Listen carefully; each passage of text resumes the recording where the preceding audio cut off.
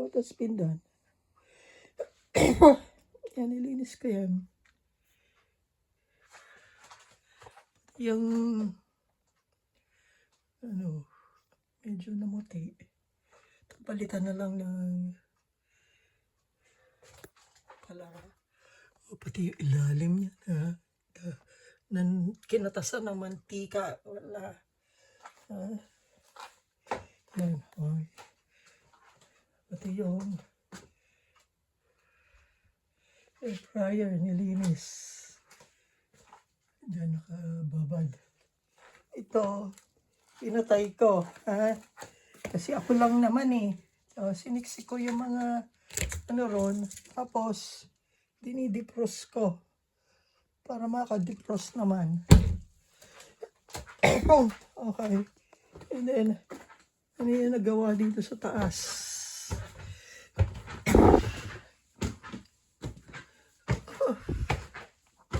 Paano ko bukas yung kwarto ni Chami? Dahil, nagkakabit ko na yung bago ng sapin doon. May bago ng map. Hindi pa ako tapos din eh. Pero,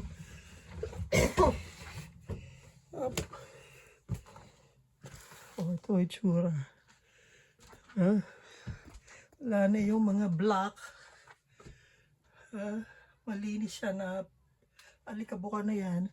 Yung mga damit ni Chamimi, nilagay ko sa plastic para hindi mapatakan.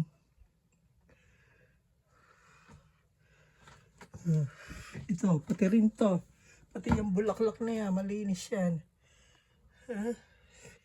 Pati yung bus na yan. Pati yung kumag na electric pan na yan. Malinis yan. Hahanap dapat ako ng and then pati ito ginawa ko, nilagyan ko ng sapin. Tinanggal ko yung nakahangir, pero may protection yan. Ito hindi pa to tapos. Pinahiram ko lang to ng Clorox at hinika na ako. Babalaw ako pa yan. Siguro yan. Nasira na yung yan, hindi sinasabi. Hindi na gumagana. Tapos natuklap pa itong ako nga, dinidikit ko pag may dumi na. Natutuklap eh.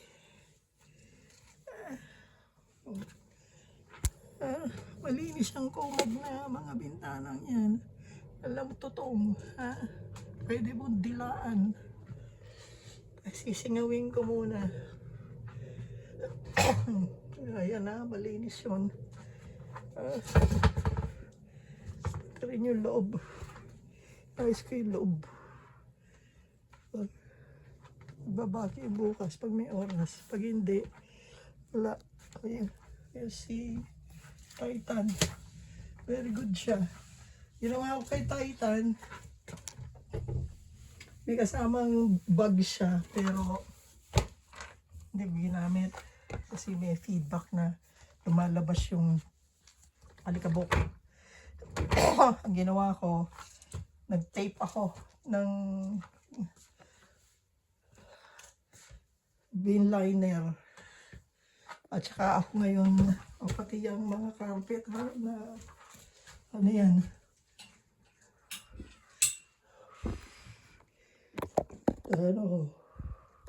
Pati yung basahan na yan.